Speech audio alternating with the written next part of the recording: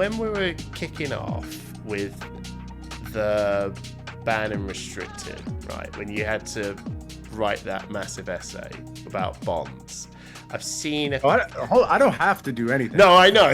I could just go ahead and drop that announcement. It'd be very simple. It'd make my life much easier. Okay. When I chose to go ahead and write... Oh, no. Well, there we go. We now know that it's a choice that you go through this essay process. I love it. To be honest, I like this long descriptive essay, and you can tell that from someone that has clearly worked in the Magic the Gathering scene, and when they drop stuff, there's a lot of that that make you think, what would I like to see as a customer is a lovely detailed explanation, and you can tell that's something that you would want to deliver for us as customers and fans of this game.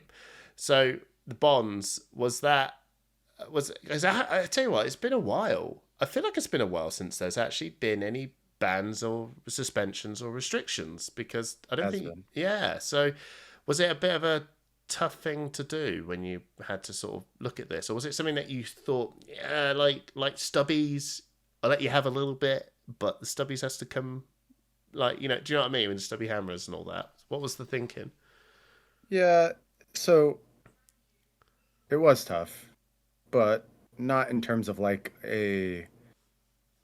I don't want to have to do this, or like a perception that the game fails some kind of purity test because it uses the ban list. Like, that is not the way that we view the ban list. The ban list is just a tool, and we will use it as necessary.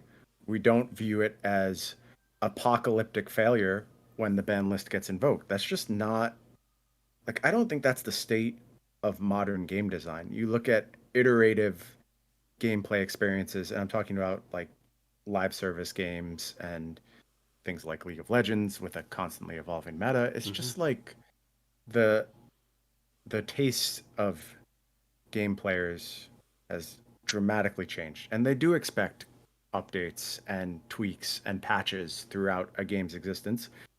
And that's just how we view the ban list. And, you know, is it nice when we can get away from the ban list for a period of time? Yeah, that does feel nice. You know, it's makes us feel like we predicted things a little bit better and really had a good sense of what the real world is going to be like. But that's not realistic. Like, no. We are not going to be able to do that. And, you know, I've seen people say things like, oh, devs need to get better at their jobs. So I heard that. It's like, you didn't agree with that.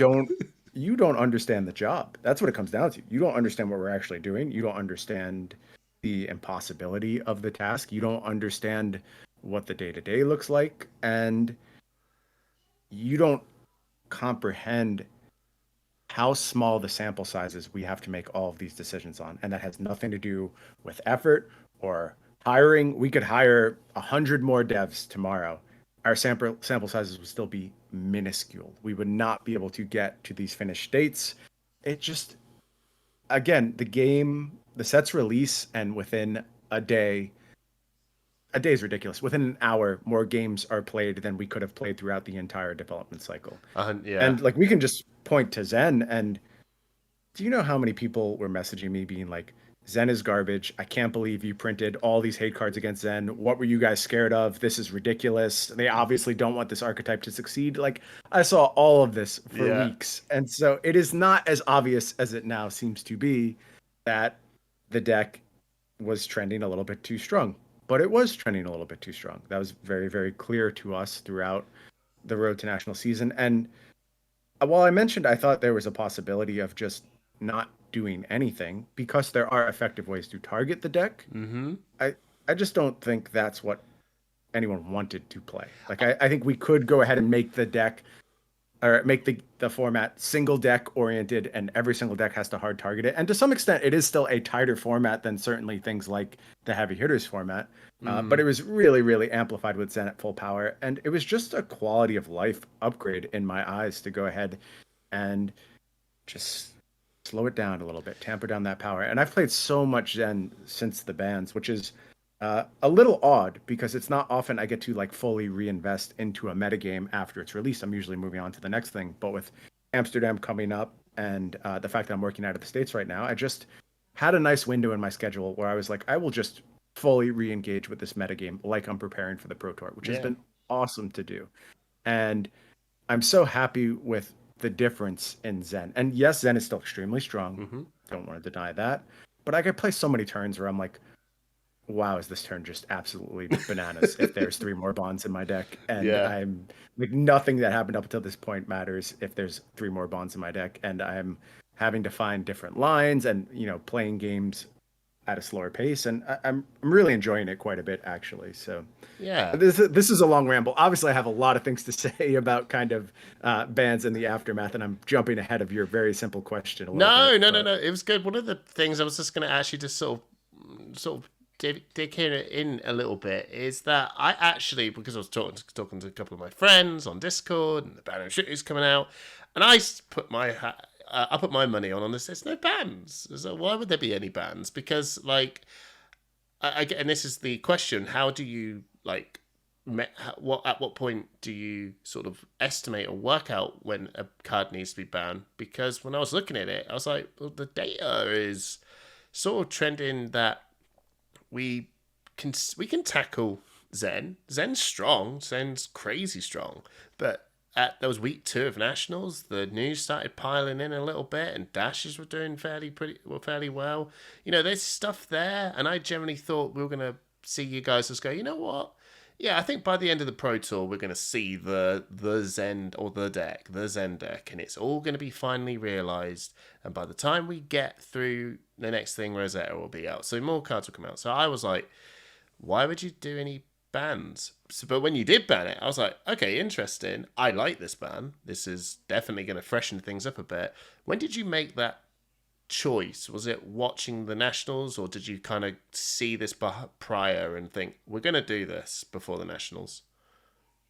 throughout national season, we were thinking about it a lot and discussing it a lot and exploring.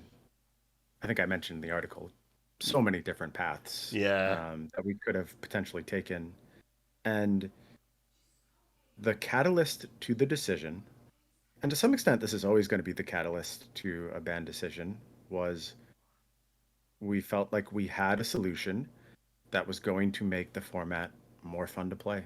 Yeah. Like I know that's reductive and simplifies everything to an almost laughable degree, but it's just like I think people are going to be more excited to show up to their armories, to show up to the Pro Tour, if there just isn't this massive bond spike. There's plenty of other spikes in the deck. Like the power is still there, and I think Zen is actually a ton of fun to play with, which is sort of one of the problems you have. And you and I were talking a little bit before the show about the allure of the broken and Yeah. what it means to be able to feel really powerful and live out your hero's power fantasy. And it's good. Like you want that experience, you want to have that experience, but you don't want to do it sort of at the cost at the person sitting across the table from you. But you Yes. always have to a little bit. Like there's no way to get around that. Mm-hmm. So you really have to be very, very delicate with how you let things feel powerful.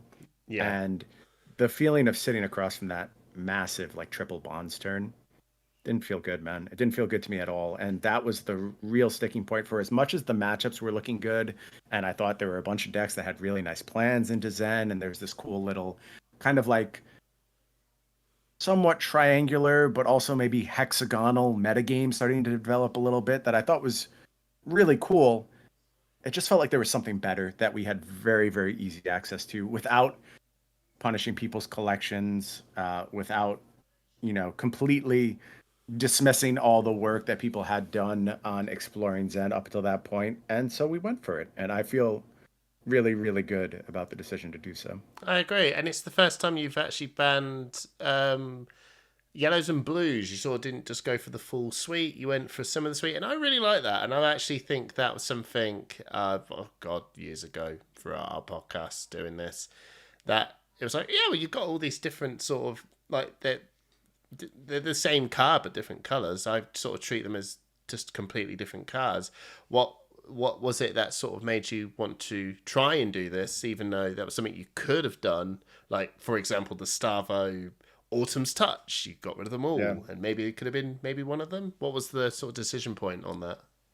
Yeah. I mean, I can just, I don't know that it was specifically we sat down and we started saying this is the time we should do a color ban. Of course. But we were Yeah. just in a meeting, and it was myself and my fellow lead developer Chris Gehring and James, and we were just talking, talking through all of our options and debating how each one plays out and what each one means for ProTour Amsterdam and the metagame beyond that. And it was James's proposal. He's like, well, what if we just get rid of some bonds? And I think he did propose yellow and blue right off the bat. And after weeks and weeks of just considering every single idea and every single path, we just kind of all immediately went, yeah, I think that's it. Let's do some exploratory work. And it did yield the outcomes we wanted. And I think if nothing else, we've shown that we're not rigid in our approach. Like we are open to every solution. But as I mentioned again in the article, it's like I don't want people to think this is going to be common. It's not going to be the default. And you know how it is. Like Yeah. now every single time a discussion comes around, it's going to be they should ban yellow crush confidence, obviously, in this scenario. That's the correct ban here. Yeah. And Yeah. it's going to come up every single time. But I do not expect this to be used a ton because there is some potential confusion that comes with it. And if the ban list gets long and it just has little color exceptions all over the place, it's going to become overwhelming. I know it's not now. I know that like you could handle 2 or 3 more of these probably with no problem whatsoever. Just like probably the first time you did a hero specific ban would be no issue. It would be fine to keep track of. But as you add more and more of this different stuff on top of things, it becomes more and more impermeable, specifically for players who are looking to join Flesh and Blood, of which there are so many right now, and we have to be so cognizant of that particular group, kind of above everything else. I think at this moment, given the growth that Flesh and Blood is presently going through, so it's an awesome option. I'm so glad we found it here, but I can't emphasize enough, like, don't get in the habit of thinking this is how we're going to solve any future issues that we want to have some influence over. No, that's awesome. Bonds generally did feel like a majestic. Like the power level Absolutely of this does. was like now it kind of is. Yep. Kind of is now. Nationals is over. How are you guys feeling? The team LSS now that the national season is over. You've seen that the part the Misfail heroes have really come out swinging. Is there any sort of surprises throughout the national season that took you, or did everything fall into a somewhat predictable state? Yeah, I think it's pretty clear. Like Zen did a bit more than we were anticipating. Yeah. Like you could think that deck was good, but we didn't anticipate it would have the full on adoption that it did, and kind of I think in I won't say every nationals, some smaller ones it may not have been true, but it was almost always the most represented deck. Yeah. And would have liked to see a little bit more balance between the three part the Misfell Heroes. Didn't really work out, but overall I thought it was an extremely successful national season. I saw a lot of great games, Flesh and Blood being played. I saw a lot of really cool innovation on the deck building side. I saw people game plan really well and challenge the top deck really well, which I really love to see. And it kind of ties in with the idea of you not expecting bans, and I think a lot of people were in the same camp as you were, really not expecting a change here. Yeah. And it is because the player base like really did a nice job and has been doing a really nice job for the past however long it's been since we've been Yeah. kind of off the ban roller coaster, where it felt like for a moment the thing was, oh, this deck is good, let's just yell about bans. And we saw it a little bit with KO for sure. Like I remember talk around Cast Bones having to be banned, and then there were no Cast Bones in the list by the end of the Yeah. season. Yeah. So there's still some of that going on, but I do think the tone changed a lot to adaptation and innovation from the player base, and that was on display throughout national season in a very positive way. But also, it's just great to see a set come out and have that kind of just earth-shattering impact. And we knew Part the Mistveil, like we were aiming for that level of impact. It was absolutely supposed to be a set that, and I said it before the set even released, if you view Part the Mistveil as additive, you're going to have a very bad time. Like this is a set that redefines the metagame and resets the metagame, and it absolutely has done that in a very exciting way. Mm-hmm. And it has been a really, really just positive experience to see. Like we have an entire region that joined with Part the Misfell, right? We have the Japanese region which came on board, and to see them able to just kind of hop in at the top of the metagame on this upswing where Part the Misfell's power is obviously on the high side. Really, really nice jumping off point or jumping in point with a new talent and 3 really, really awesome, really different heroes to choose from. So I think it'd be hard to classify Part the Misfell as anything other than a massive success, be it metagame impact, be it sales, be it player counts, which, it's so funny. Since I joined this company and started working on Flesh and Blood, without fail, there's always voices being like, game is dying, game is drying up in my area. I've heard it for actual years now, and it never stops. It's always coming. And throughout all of my time, we have continued to increase our average player base. We continue to increase armory attendance, increase nationals attendance, set attendance records for everything we do. And Part the Misfell was no exception to that. The player numbers were an order of magnitude higher than they have ever been in the history of Flesh and Blood. The sales numbers were fantastic. And it's just like a massive, massive moment for Flesh and Blood getting into an incredible new market in Japan, but also really making some really strong inroads in all of our markets and looking really, really strong across the globe right now. I was going to say, it genuinely does feel like that this set has, well, Heavy Hitters was that first set. I mean, this whole year has just been Flesh and Blood's, like, been very good. It's been pretty golden, to be honest. Like, in comparison to last year, I mean, I enjoyed last year. I enjoyed Outsiders. I enjoyed Dust Till Dawn's the hype when that was released. Bright Lights is, you always get that one set, like, it's that one little expansion. I was like, yeah, for me, I'm not saying the set wasn't good, just wasn't my jam. But and then there was a whole discussion around the powering down, and you guys literally just went this year, went, wow, buckle up.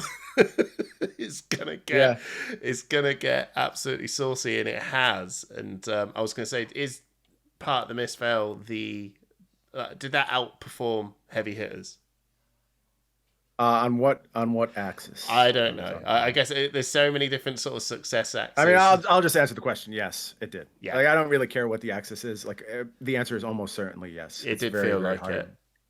Yep. Yeah. It was an absolute slam dunk. Yeah, I could tell that. And, like, even the set, everything within the set was just absolutely, like, stunning. The cold foils, the cheese, everything. Beautiful. I can't say enough about the work that the creative team did around this set. It's just such a stunning piece of art, honestly. It really will stand the test of time very well, I think. And I'm going to move this over from Nationals over to the ProTour now. ProTour Amsterdam. It's our first, well, it's not our first, it's our second ProTour in Europe. Very exciting.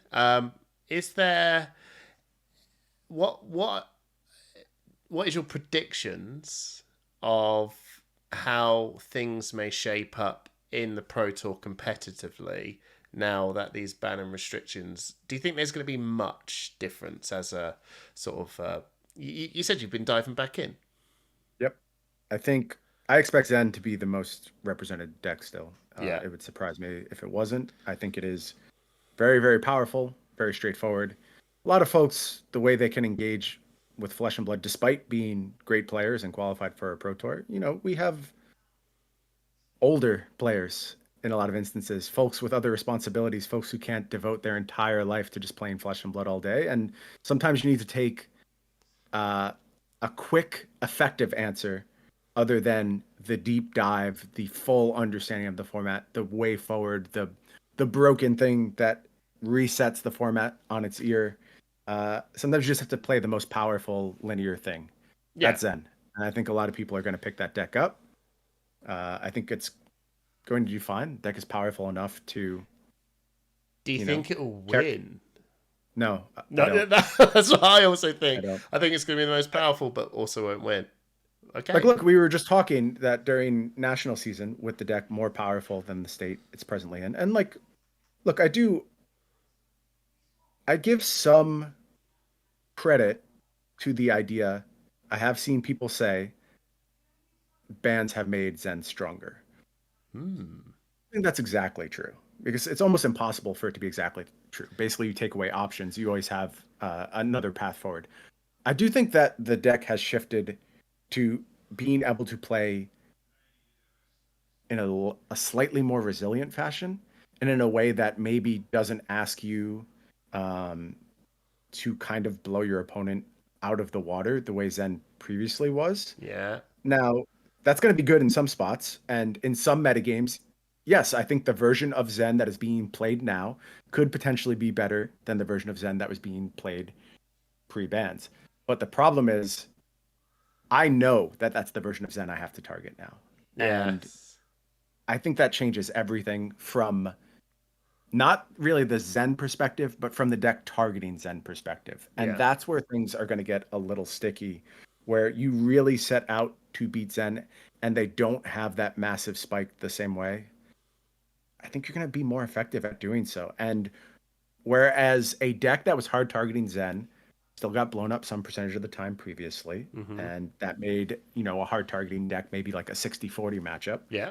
I think that is going to happen less frequently. I'm not going to say it's never going to happen. Again, deck is still very powerful, not disputing that. But even if it only happens now 35% of the time versus 40% of the time, so you shift that negative matchup from a 65-35, Mm-hmm. from a 60-40 to a 65-35. That's a huge It difference when is. you play out all these rounds of a tournament and the way filtration is going to work and the way everything kind of bubbles to the top. And I think after putting this new version of Zen through that grinder, through that massive test of the 8 rounds of classic construct you're going to have to play to get to the top 8, to say nothing of the top 8 itself, I do think a different deck is going to go ahead and ultimately take the crown here. All right. So so obviously we don't know who, and you're going to be rooting for everyone. But who do you what sort of hero, if you were going to put your, if you're going to chuck your $5, £5, €5 into this, what would you Yeah. put your money on to actually win Oh, it? yeah. It's a If I'm hard one. betting, Yeah. I actually think it's easy. If I'm betting, then I have to say New. I think New is the deck that is just like like known extremely powerful, Mm-hmm. targets Zen very very well, and it'll be probably second or third most represented deck in the room. Yeah. So that makes me want to put my money on New if it's just a flat bet, Okay. bet $100 to win $100. Okay. But things are never that simple, No, of right? course not. And I think there's plenty of other decks that can kind of come out of the woodwork. And there's also this real question where we talked about that filtration. Yeah. Is there a deck that can just kind of not beat Zen and show up and beat everything else? Like, is Enigma viable again just because of that filtration? Because you are going to work some of the Zens out of the room. Can As you the go ahead and Enigma just, collector, yeah, I'm like, do you want to punish the news and the victors? Like, is that what maybe. you're trying to show up to this tournament doing? And I don't know the answer to that question. I think it's Sure. going to be fascinating to watch. But there's other dark horse heroes. Dash has looked incredibly good. I think Dorinthias are starting to figure out exactly what they want to do in this metagame, which Mm. is very, very exciting. Riptide is a real freaking deck. And if Yeah. people don't respect that deck, they are going to learn very, very quickly that that's a deck you have to respect in this format. And then there's Prism out there too, which I think is a huge, huge threat, especially in these metagames of extremely talented players who will put in that time and get the edge they need on Prism. Also a massive threat to win this tournament. So that's kind of the heroes I'm really watching out for as we move into those top 8 rounds. It's interesting because there's actually one hero that was the king of the format, the most talked about hero of all during the heavy hitters, and that's Yeah, KO. And he hasn't yeah. gone nowhere. He literally left. We the last time we had a discussion, we were talking about Sash, and then everyone was like, "Oh god, what is this?" And then this new set's come out, and I feel like KO, man. Like, I've also been mucking about with him because I'm probably going to be taking him to the call-in, and I'm just like, bro, this nothing's changed. Nothing's banned. Still This there. guy's Still still there. cooking pretty hard. Yeah, I think KO falls in an interesting spot for me because Yeah. I have not been thrilled with my efforts to kind of plant KO against Zen. I just don't think that's like inherently brute ninja type stuff. I don't think KO really lines up all that well into that matchup. True. That doesn't mean I think KO is a bad deck. Like I said, if there's other decks that are starting to bubble up, and if if Zen is the most represented deck, but it's like 15% of the field, well, then I think KO is a really, really interesting choice because it is just very, very focused, very consistent, much less vulnerable to the type of disruption that Zen is vulnerable to. Massive, massive armor suite available to it. Of course, Savage Sash still at the ready. A nice little twinge of disruption you can kind of work into those KO lists for sure.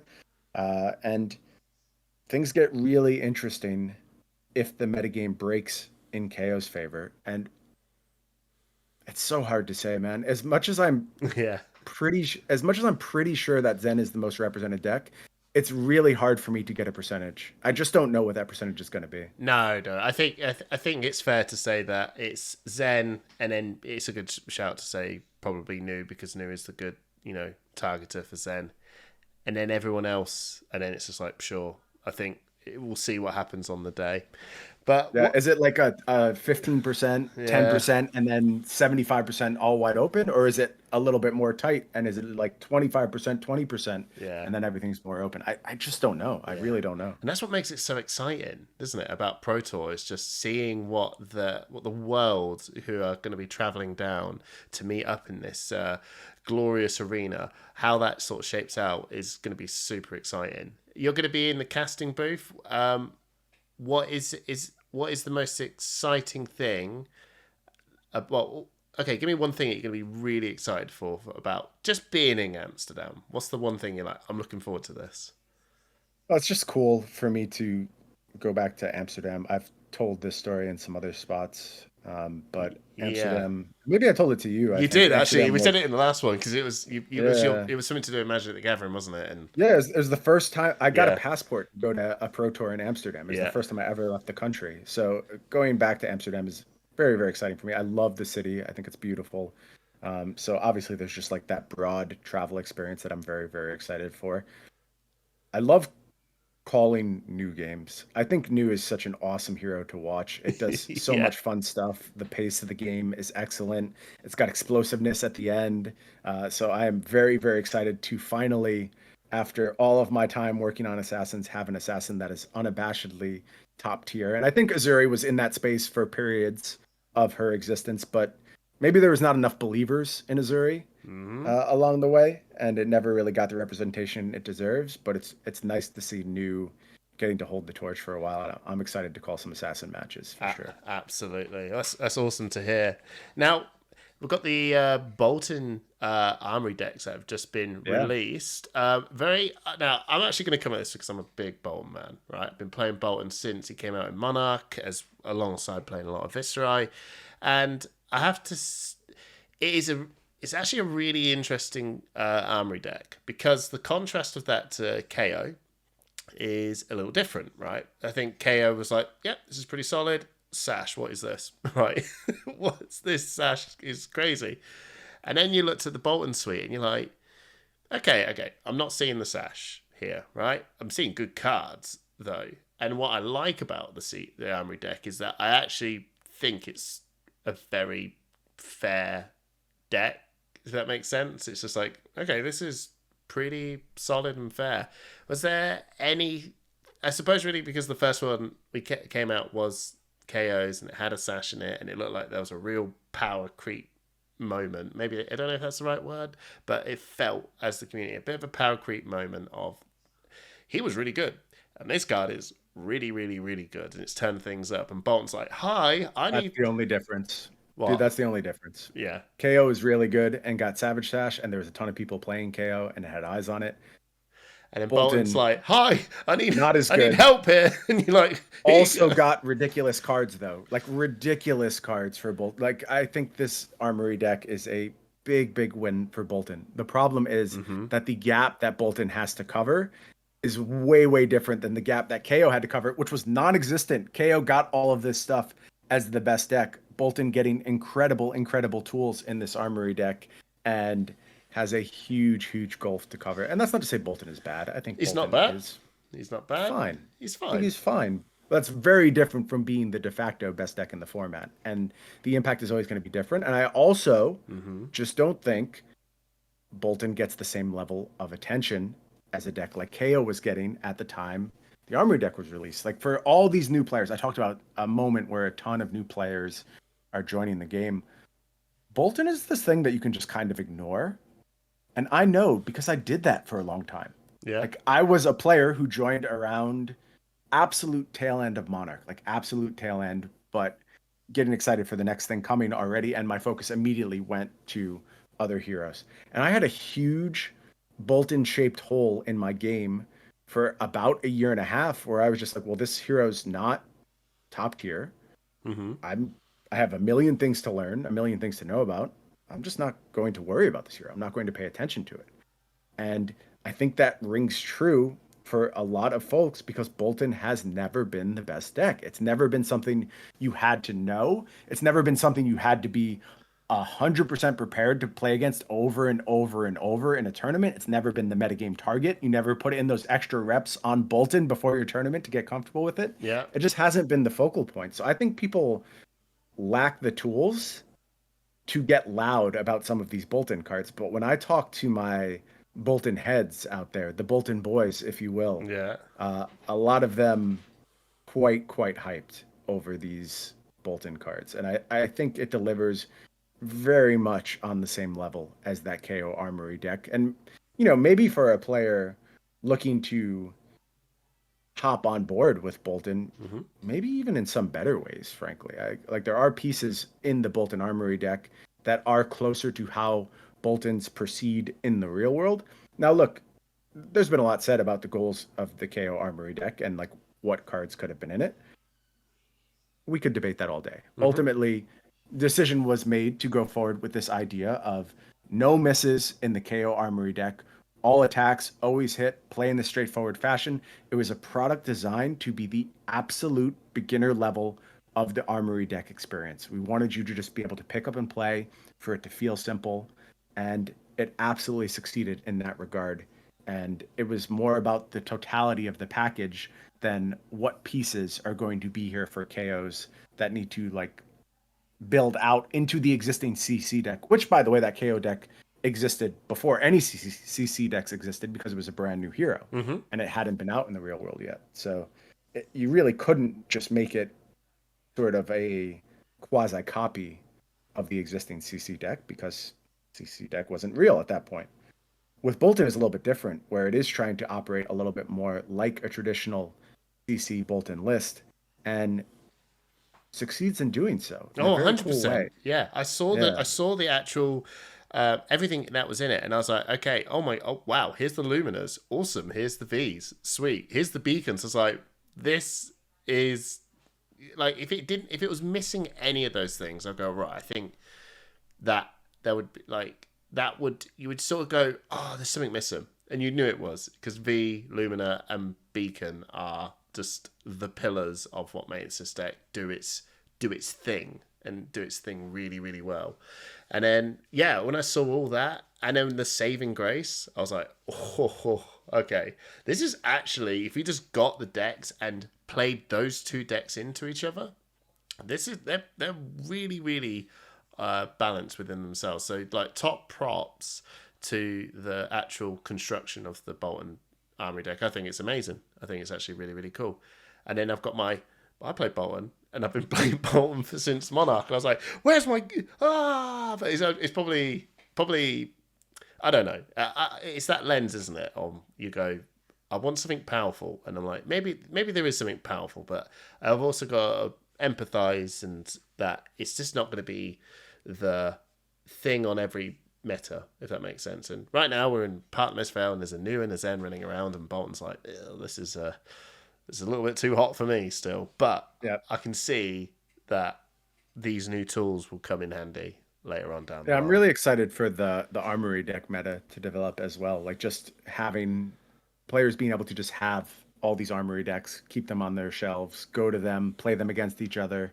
As we add more and more products to this line, I think that'll be something you see more and more of. And I am excited to live in that world where you can walk into your local game store and there's 4 or 5 armory decks you can choose from, and you can buy them all and just battle against your friends. It would have been exactly how I would have started playing Flesh and Blood if that product was available when I came on board. So It's brilliant, honestly, stunning. Now, I am going to touch on something, and I just don't know how much it can be touched on because it's going to. I'm sure you're going to open that little Pandora's box a little bit more for Pro Tour, but Rosetta, you guys, maybe you did, maybe you didn't. I don't know. It felt like wow, you threw this. This came out really soon after the part of the Mistfell came out. I was actually quite shocked that the Nationals, because when I saw all the imagery and stuff, I was like, oh, it's another Armory deck. Of course it's another Armory deck. It's going to be Briar, the Armory deck. And then you guys went, no, it's Rosetta. I'm like, whoa. That's awesome. I was very excited, very hyped for it. Now, I don't know what I don't know what I can and can't say about this because obviously you want to reveal a lot more. You can say whatever you want. I will. You're unbridled to say whatever you'd like to say about Rosetta. I think for me it's going to be a little bit harder, but yeah, 100%. Well, okay. So, what made you guys touch on the Earth and Lightning and not dabble with the ice? Is it because the ice already had its dabble in Uprising, or what was the thought process behind that? No, it just wasn't where we were going with Sure. the set. Like we were telling a different story. We were focused on other aspects of Aria at this moment in time, and ice will be around again. Ice isn't gone forever. No, I know. Oh yeah. It wasn't even about like this kind of idea. Ice is a hotly contested mechanic, we'll say, and it can be polarizing. Some folks love it, some folks hate it, but the exclusion of ice from this set really has nothing to do with that whole debate. It was just this is where we were at. This was the story we wanted to tell. Yeah. This was the set we were excited to make, and that's what drove us towards Candlehold and Rosetta. Awesome. What made you sort of decide the two classes of Wizard and Runeblade? Well, I mean, you've heard about the Arcane set forever. I have, right? yeah, because we talked about we said about it last time, and I was like, okay. I actually thought it was Volcore. So this was my theory, and I'm totally wrong, and just amuse me for a little bit, because the last time we had a chat, you said, I said, someone asked the question, what young hero would you like to bring back? And you went, I'll bring back the Emperor. And I said, that's a cop-out because he's dead. And you went, yes, he's dead. And I was like, oh, wait, there's a thing. I'm reading the Bryan Gottlieb thing. And there's necromancers that are living in Volcore because I was a nerd and I read the story. And Kano's out there blasting them, right? Trying to hunt down these dudes that are bringing back wizards from the dead. Here's our Arcane set. That was my. You're wrong. That was. I know that was my. You're completely wrong. That was my Philadelphia. It's like, look at the signs. Look at the signs. This is. Don't you know that like I'm always working you to some extent. Like I'm always setting you up for failure with my little tidbits. But I'm dropping. Bear trap me, bro. You bear trap me. That's the way I operate. That's just the way I operate. Got him right. So I knew that there was this Arcane set, but is it so Candlehold and Arcane set? What was there something about the Runeblades and Wizards within Candlehold that was really important? You'll see more about that as sort of creative gets unwound a little bit, but it is interesting. I think the perception of what was meant by an all Arcane set. I don't know if this is what people expected or not. I don't know if they thought that meant it would just be all wizards blasting each other, or if they did kind of view Runeblade as an arcane class.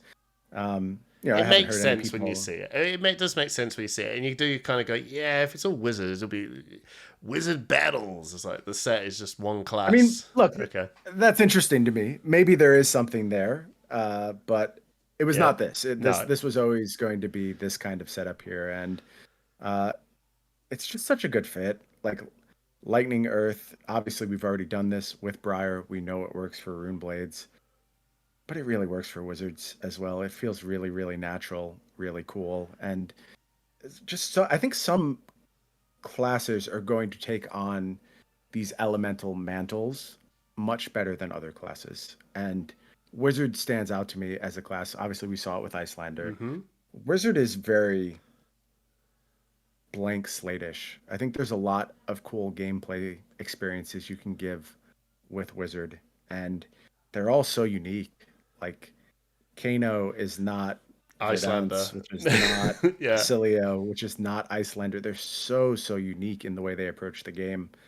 And that's going to be a really fun thing to come back to time and time again. Obviously, we've already done the 3 elements for Wizard at this point, but I don't even think we've told all the stories there within these 3 elements. I think there's so much more to do Yeah. because this class is just like such typical high fantasy. There's so many tropes, so many things you would expect wizards to be able to do that can still be sussed out with these elements laid on top of them. So Yeah, I noticed as well when you did the reveal, you just said, "Oh, look at the hero abilities of the Rune Blades." Even one of them is like you said on the stream, like that's not the adult one, and you're like, okay, which obviously I'm not going to press on that because that's all part of the excitement and reveal, which was like, oh, okay, cool. And then the lightning one, you showed off that hero ability. I was like, okay, yeah, this definitely feels like the Cheerio Briar, like sort of vibes going on here. Maybe wrong, maybe right. Who knows? Who knows? But you decided not to reveal the wizards. Is there just and that just sort of like, oh god, what was that? What is was he basically just not having your cake and eating it all that moment? Why the wizards, bro? That was like that's what made it more exciting. yeah, sometimes you just keep it a Yeah, little close to the vest for a little bit longer, build a little bit more anticipation, excitement, let people speculate, which I think has been fun. I've seen a lot of good speculation around what these heroes are going to do. I like that stuff. I think it's fun as a member of the community to participate in that, to kind of have your own chance to say what you think these heroes are going to ultimately play like and flex your design chops a little bit. And yeah, that's just the experience we chose to go with this go around. And all will be revealed of soon course, enough. of course. Everyone will be okay. Now it doesn't actually going to help anyone, but is anyone getting close? Has anyone said something that was like, "Ooh, okay, that was close"? You don't even need to name that name, but is there someone else that actually People went, "Well, that's actually quite close"? people did better with this than they did with uh like the part the Mistveil transcend cheese stuff. They were a lot closer this go around than they were with part the Mistveil. I'll say that. Yeah, that's cool. That's cool. Very, very exciting. Now, I'm not gonna go digging into this too much more because again, there's so much more going to be revealed for ProTour, which is gonna make it all so much exciting and make me so much more poorer when it's released because I'm definitely buying a case of this stuff because this is awesome. Yeah, that's what I like to hear. All right, now we're going to move over to the what does it say? Patreon questions. Oh, this is death. No.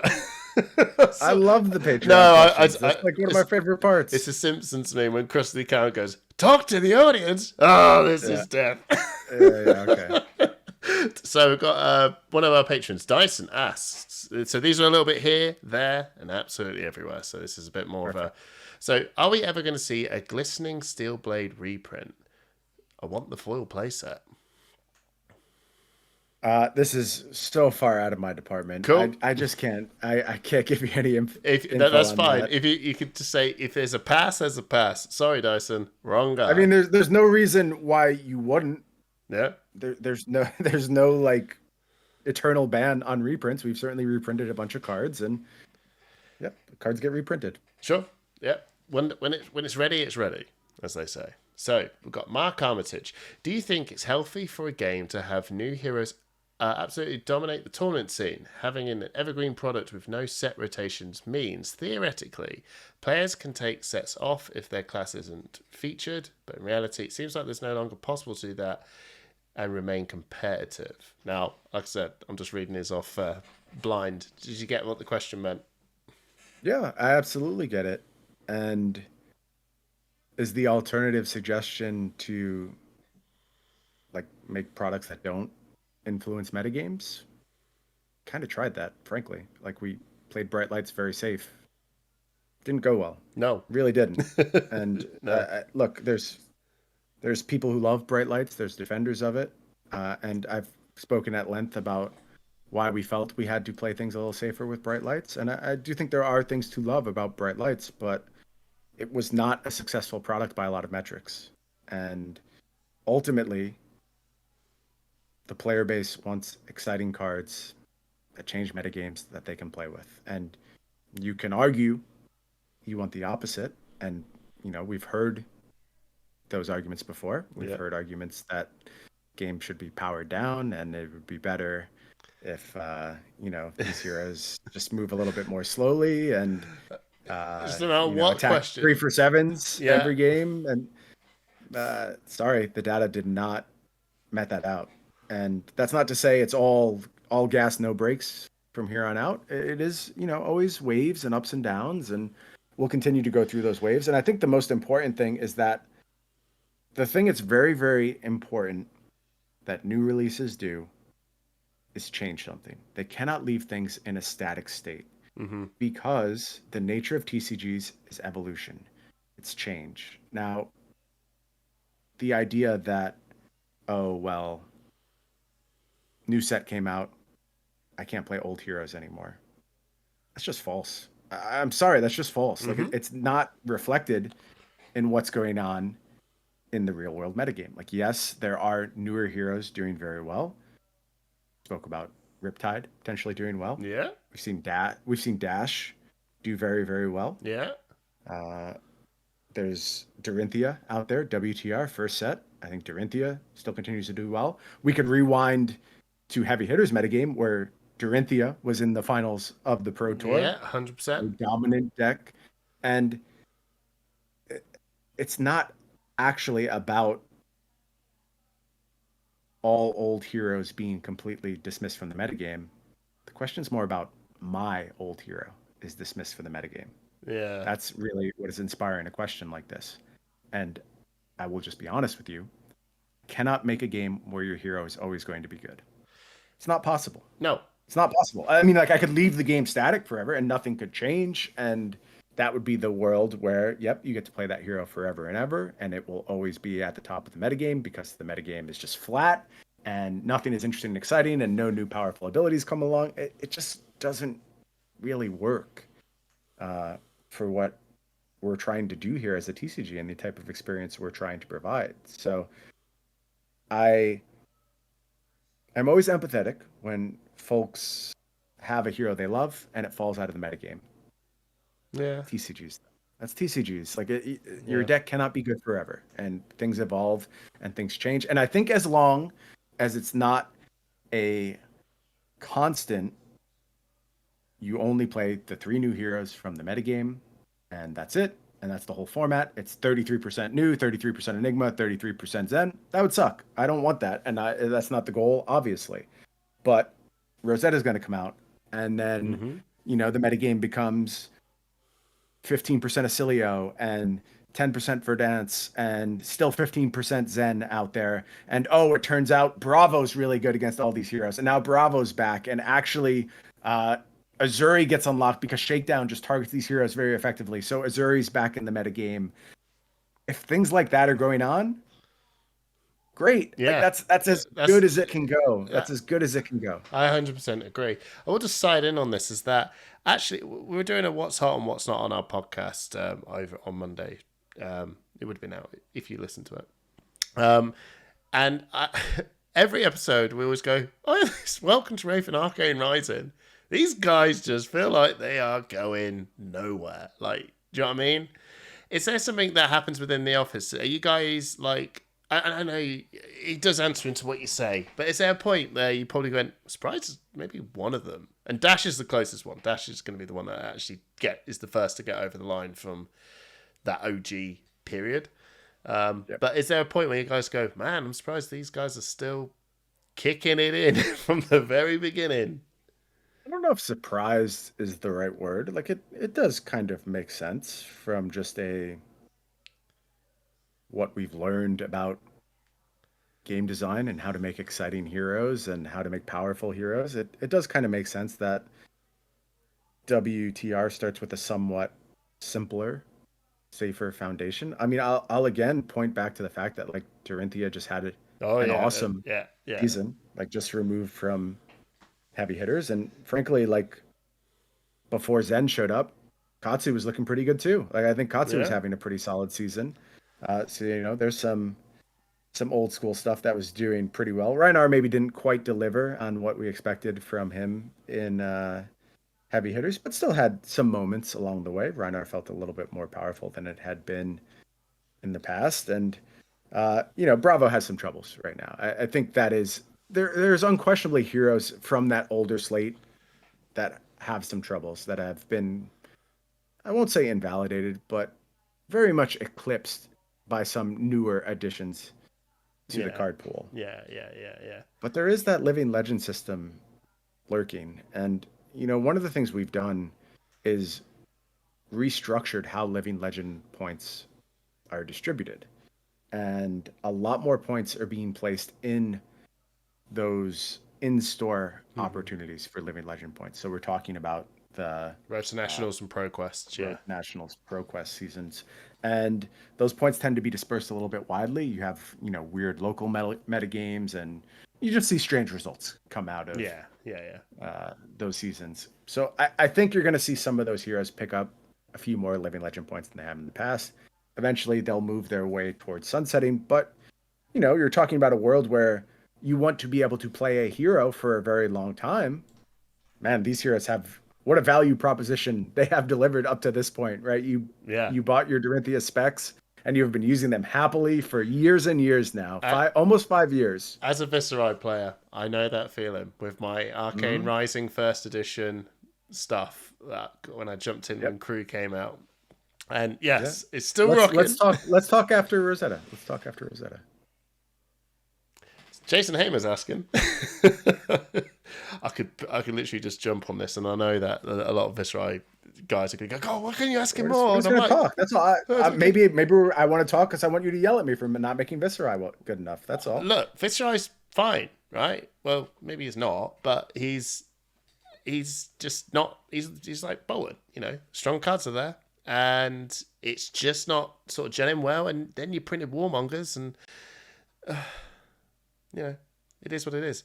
It is what it is. I will see something come along in time, I'm sure. When Rosetta is a Runeblade set, for crying out loud. There's going to be something there. I'm not one of those sort of people that cries out for, how I want my hero to be stronger, blah, blah, blah, blah, blah. I like the challenge of actually trying to deliver. Like, if I like something, I'm going to try and make it the best I can make it. Right, and then somewhere along that you can find some cool pieces and puzzles, and something can come out of it. I don't demand it to be some tier A, tier S deck, right? Because sometimes you can just pivot and do things. And I like the fact that Viserai was actually doing very cool stuff at the last Pro Tour. Like, we can just point to the last Pro Tour where Viserai went out of run, kind of out of nowhere, and that's a really cool thing for a hero to be able to do. This hero that's completely disregarded by the wider metagame. A few people, I think Chris Ayali was one of the folks playing Viserai. There's another person whose name is escaping me right now who did very, very well on Viserai at the last Pro Tour. And it's just like the opportunity to put in that level of work on a hero that people are not respecting. I think that's a really good feature of the game. Yeah, no, 100%, 100%. I'm looking forward to Viserai's awesome new cards coming out in Rosetta, whatever they may or may not be. So, Jason Hamer has asked how, and this might be, again, maybe a question not for you. Sounds like an OP thing. So, how are you encouraging new players to get involved in the game? And what areas do you feel LSS can do more to encourage new Fab players into the Fab community? And I think we're talking a bit about it already. Yeah, I think this is pointed right at us. I mean, it is products. It is products like the Armory decks, which have been very, very successful. I just caught a great thread on Reddit kind of talking about, somebody just posted their experience. Their local game store had their, weekly Armory, and 5 new players rolled in, all of them playing Armory decks. Like, what a home run. Like, what a exact outcome we are striving for with these things. And as I said, as there's more and more Armory decks out there, of course, Azalea next up, more to follow in the future. It's just really, really exciting if this can have that kind of impact and just drawing new players into the Armory scene. But we got to do stuff for other aspects as well. We need really, really just the absolute simplest onboarding path to be developed a little bit more. You're going to hear more about that in Amsterdam. We'll talk a little bit more about First Strike, which is a product entirely geared towards new players and this new player experience. And then there's other stuff that maybe you will also hear about Amsterdam. But this is very much a design focus taking out some of the hurdles that new players might have to hop over to get into the game. We're always looking to smooth those out. So expect to hear more about that in the near future. Awesome, looking forward to it. I mean, that First Strike product. One of my best friends is opened up a game store the start of this year, and we're just having a chat about Flesh and Blood potentially taking it on or not. You know, because as you're in a game store, you've got to sort of evaluate what is your community and everything Absolutely. going forward. And at the start, he was like, "I'm not sure because my community is mostly focused around Pokemon and Magic, and I need to sort of get that thing going." I said, "Absolutely." He said, "And the only person I really know in Milton Keynes that plays this is you. So you know, I've got to think about the amount of product I get." And he actually saw the First Strike and was like, what's this First Strike?" I was like, "Is it an actual starter set?" And I went, "Yeah." And he went, It's actually, you know what I mean? And you can tell now you're doing it. The products are there. And I said, they've got these armory decks I've just picked up. And he's like, okay. And you can tell now he's like, I'm actually feel confident as a new store to come and pick some bits up and just have things there rather than sealed boxes, which is just like, well, I don't know. Yep. Do you know what I mean?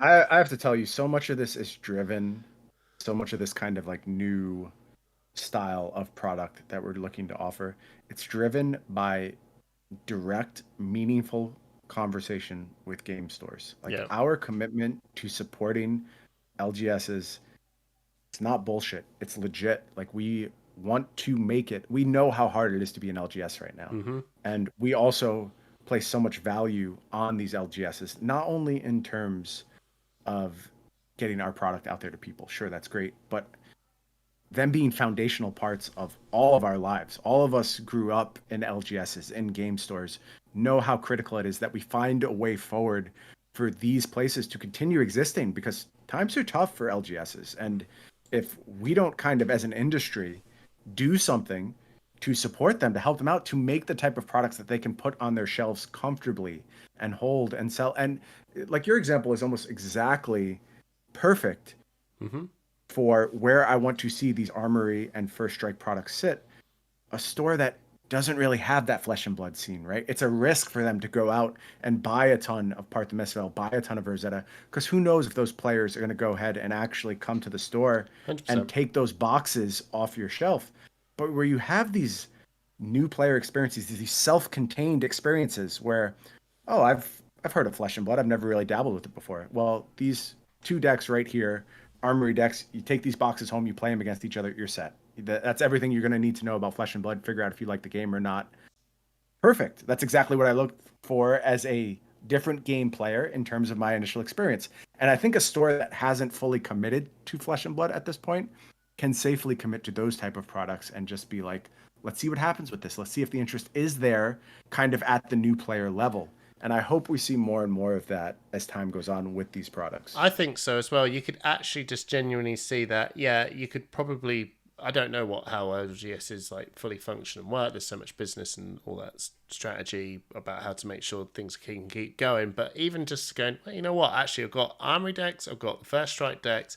I've got a low count of just this new set of the sealed stuff. If people want to pick up booster packs and stuff, and this stuff actually just gets people in the store just playing, and you go, yeah, look, we just got Armory decks in First Strike. They're really, really cool. I actually just feel that hits home so much better than here's Blitz decks for the new set. And it's like, the Blitz decks are cool, but it's something feeling a bit more dedicated with those Armory decks and First Strike. They are a bit more dedicated. I think they're important, and it's one of the reasons why we have modified that product a little bit as well to be in these kind of like box set setups. I think that is an important thing to do because again, you've now reduced it to here's the Flesh and Blood experience in a box. Buy this box, go play with your friends, you're set. You don't have to have booster packs on the shelf. Like you don't need to take up that valuable shelf space. You just have this one self-contained experience. And then, a few players buy those collector's sets and they have the 3 Blitz decks, and then there's another group and they buy it and they meet up in the store, and all of a sudden there's 6 players sitting around the store playing with these Blitz decks, and they go to the store owner, they go, hey, we really want to get some more packs to upgrade our stuff. Do you think you can get in some Part the Misfell? And then they order a case of Part the Misfell, and that's on the shelf, and these players buy out the vast majority of it, but also they're in the store and they're playing these games, and other people are taking notice, taking interest and Yeah. it's starting to get Yeah. involved. And it's this whole snowball thing where you really have to set up the ground floor very, very well to let the snowball happen. You have to do it in a good way for players, and you have to do it in a good way for retailers. And that's a lot of what these products are trying to do better than what we've done in the past. Absolutely, that's awesome. It's really encouraging to hear that. Honestly, as I'm not a store owner, but I've run a club for the last 14 years and seen the trends of lots of different games, from card games to war games, all ebb and flow in their lifetime, and it's just really awesome to see that actually now I can, as a community member, probably really throw into Flesh and Blood, because I could give them it all my passion and all my love, and then they go, yeah, okay, but is it booster boxes and everything? And I go, yeah, it is. You know, you gotta swallow this sort of pill at this point to get stuck in. But I can promise you, the game is amazing. But now it's even easier to go. You don't have to worry about any of that. You can just experience the game in this way, and it's actually really cool, and it's awesome to see.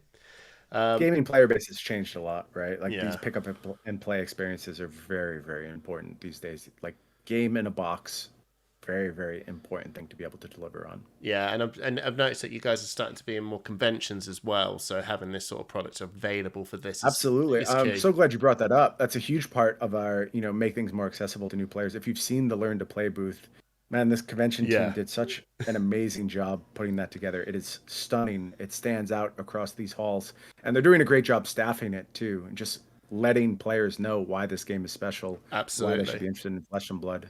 So yeah, that's another avenue where we've really stepped up our efforts as well. I can We're see. going to be at so many conventions over the next year. Like the schedule is Yeah, absolutely massive to be out there and in the gaming community and just offering Flesh and Blood to more people. I could speak on the UK Games Expo part that when I went down there, which is going to tie into sort of another question as well about the promo, the Blaze one. But my brother used to play Flesh and Blood, and then he just sort of moved off it, life and all that sort of nothing. And he said, and he's always got his eye on it. He's always got his eye on it. And him and his friends just came past and walked past the Flesh and Blood booth, and he went, and that's wow. He went, this is awesome. Like immediately captured the like the attention and everything. And I brought my wife and kid along to take them to do the Blaze event, because I'm crazy, right? And I want to get free Blazers. And even my son looked at it and he's like 14. He's like, and then he saw the booth and went, that's actually really cool. And then he carried on looking at his phone. I was like, well, that actually got a 14-year-old to go, hey, this is pretty cool. So the UK Games Expo team, the guys who got that set up, whoever it was brilliant. And if that setup is what's going to be taken across to Gen Con, to all the other conventions, with all the Armory decks, all the Blitz decks, all the First Strike decks, it's incredibly exciting. It feels like that you're on the next gear of growth at this point. It's not only that setup. There's several of those setups, and they're distributed around the world, and they will be going to lots and lots and lots of places. It's amazing. It's really, really, really like exciting and encouraging to see. So the Blaze promo, one of the guys had a question. The Blaze promo had this bit of a. I think we talked about it actually in the last episode. But can you proxy Blaze for Blitz events going forward? Because I know that Blaze is now starting to sort of crop into the winning for the skirmish. That's it, for the skirmish event. So is there a can Blaze be proxied? That's one of our Patreon questions. To my knowledge, no. I mean, you can't proxy any Flesh and Blood cards for an official tournament. True. It just doesn't work. No, okay, okay. Like I said, these questions come pretty sure here, that's a there, and no. everywhere. I've got two more, and I'll leave you to your time, because we've literally been a good hour or so, and I really do appreciate the time. So James Armstrong, our head boy, our head judge. We love James Armstrong. What is the biggest challenge of your job, and what is the highlight of your time at LSS so far? Bit of an open-ended one. Man, there's so many highlights. Like just what this game has done for my life is pretty jaw-dropping. It has literally changed everything for myself and my wife. We live in two countries now, which is pretty unbelievable. Yeah. We have, infinitely many new friends across the world, and we've had all these amazing experiences. But when I hear highlight moment, maybe it is just the broadcaster in me, but I gotta go to that Pro Tour finals, like that Yeah, Pro Tour LA the sigil. finals. Dude, you don't get to do things like that as a broadcaster. It just doesn't happen. Like you don't No. have moments like that. You think about them like, oh, what will they be like? And they don't come. I've been casting card games for a long time, and I don't have anything that even remotely compares to that sigil drawn off the top. And it's so funny, like Yeah, yeah. you I didn't even like I can't even describe the rush of emotion in that moment, and even immediately following when I had to like go do the check ceremony and give Arthur the big check. And it's really interesting because I got to go back and watch the video, Yeah. and I watch myself, and I go and I grab Mitch's hand, and I'm Yeah. like, I had no idea that I was the type of dude that in an exciting moment like that, I just want to hold the hand of the guy next to me. I just want someone to hold hands with me, and I want to experience it together. I have no idea like what was going through my head, why that emotional reaction was like so visceral, It but was just yeah, I remember it. We're going back because this goes back from our last conversation. Because I remember all of us. I was laying in bed, and I literally, my wife just nudged me to stop. And I went, "No, no, no way, yeah, no!" It's like a shooting star, and you were there, and you looked in the sky, and you saw the happened. You were there. It it's was just live. You couldn't incredible. do It it. really, even now with like all this time from it, it still stands out as one of the most amazing things I've gotten to be a part of. And that it's weird for that to be the answer because there's so much, and there's so many things Of we've course, accomplished and done together, and so many amazing friendships I've made and amazing experiences I've had. But that was just the first thing that comes to mind. Is that really does feel like something very, very special.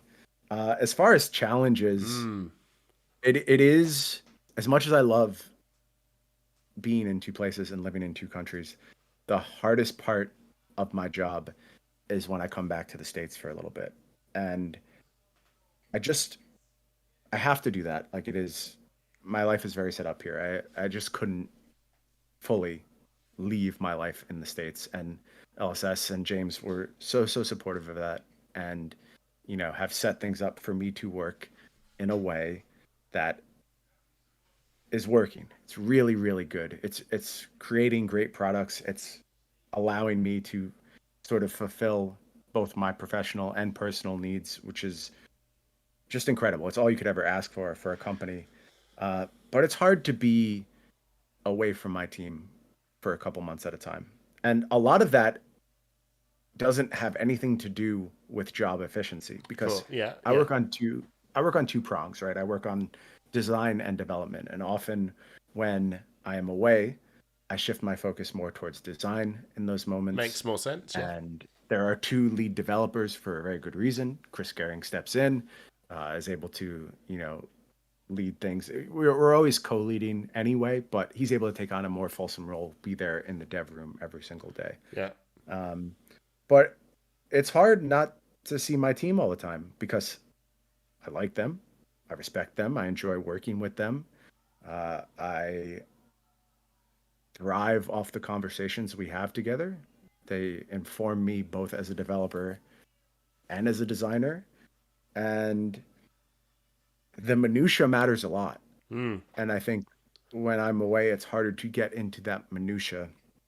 And it only is a downside because I love my job so much, and I am so happy to be there in the office with everyone and working on Flesh and Blood.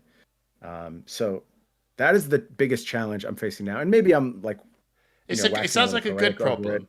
Like It is a good problem, and yeah, I'm probably a little affected by it because I'm in the States right now, and I'm kind of like towards the tail end of my summer in the States, which is kind of how I'm set up right now. It's like come back to the States for a couple months of the summer, then I'll be back in Auckland end of the summer, and there through basically the holiday, so till the end of the year. So I'll be in Auckland for a good stretch after that point. yeah. Um, so it's a challenge that I have to deal with, and it's a good challenge. It's a fine challenge to have. I don't think it's negatively impacting output, but it's forcing me to output in a different way. And it's just good. It's good to have my hands deeply in that development process. And stepping back a little bit, the more I get ingrained with the team, right? And the more I've been through so many pipelines, just I don't even know how many sets I've done at this point. A lot. It's a lot of sets. But it must be exciting I when you want to. get back and you're like, It is, and it's not oh, like yeah. It's not like I'm not up to speed and I'm not disconnected. That's not what I'm no. trying to say at all. It is just this sort of immediacy and moment to moment discussion and decision making that gets de-emphasized in my schedule. And I think at this point I just have so much knowledge to share and so much experience around this that I want to be there giving it to people all the time and letting them use it to inform decisions. So Yeah, that's the biggest challenge right now. You know, I don't want to overemphasize it. It's the best challenge anyone could have for a job. I know, Um, 100%. And I get what you mean. Businesses and everything is it's very global now. Where there's teams, there's team meetings. People can like work in America, but don't live in America. They live over in Europe or whatever. And there is that element of cat. And I know exactly what you mean because being a care manager, social worker, I could sure go on type an email to my boss or go on a Teams chat to talk about whatever sort of cases we're working on, but it doesn't quite fit the same.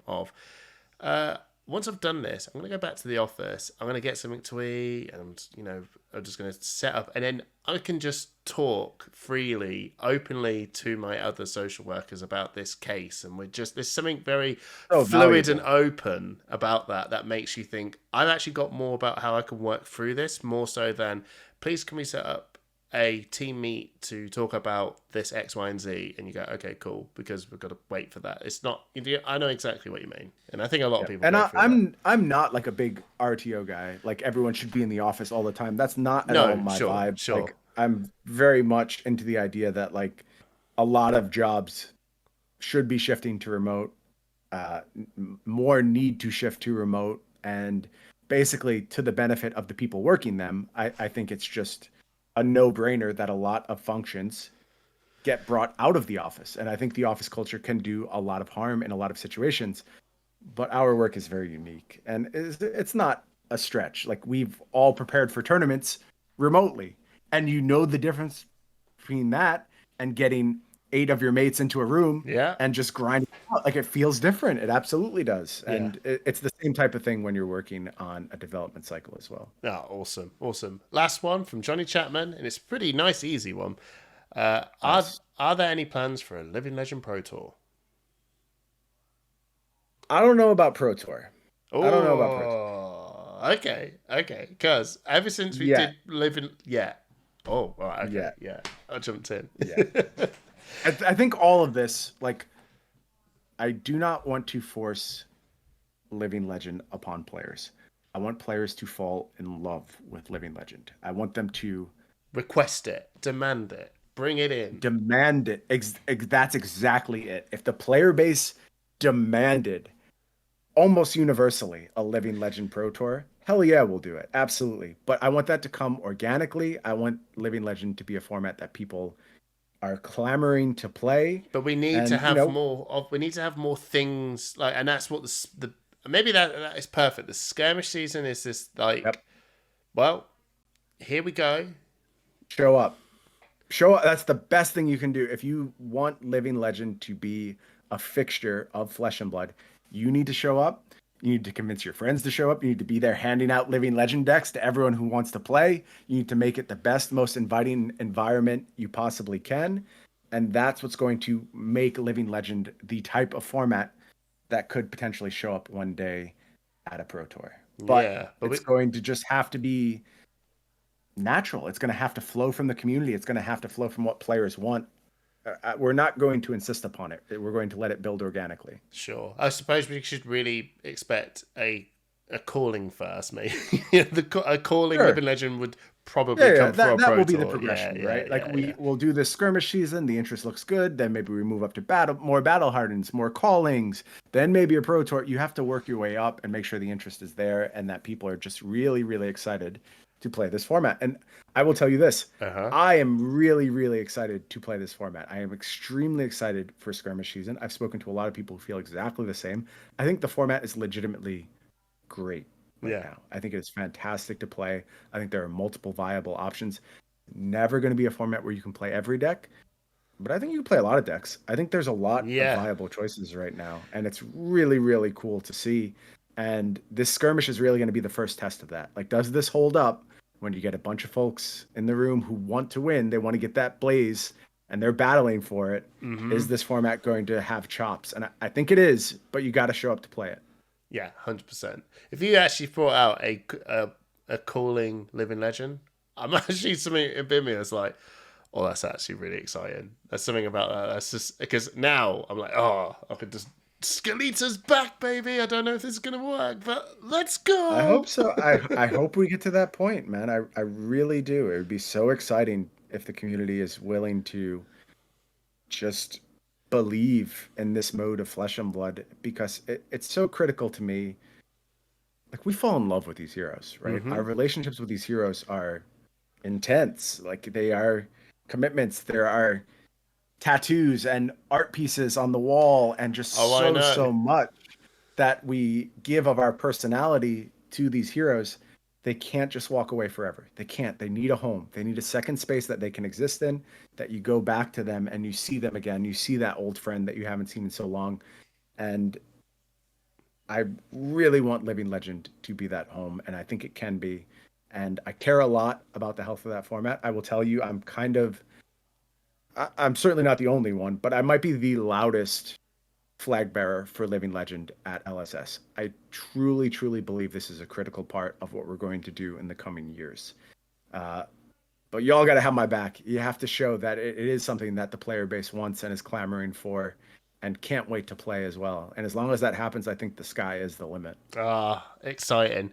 And we'll end there. Brian, again, thank you so much. It's been twice in not even 6 months, and I feel very honoured that you were able to just put out that time again, just to come and chat to us on that channel as a little bit of a nice little primer before the European Pro Tour Amsterdam.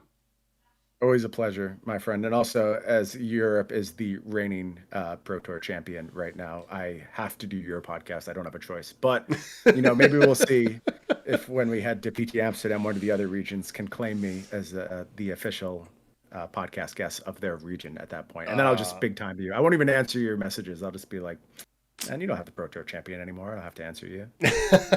Well, I have to say, good luck to everyone, because Europe is one of the strongest regions. And hey, look, you got trash talk, right? You got to give it the trash talk. And we've got three Pro Tours, so come bring it, world. Come bring it. I'm excited to see it. Look, man, I don't even have a region at this point. I exist between multiple regions. Europe is really, really strong. Yeah, really strong. It's going to take a lot to take that crown out of Europe's hands. Yeah. 100%, but we'll see. How exciting, and I'd love to see it. So, thank you so much. Thank you very much, everyone. Take care.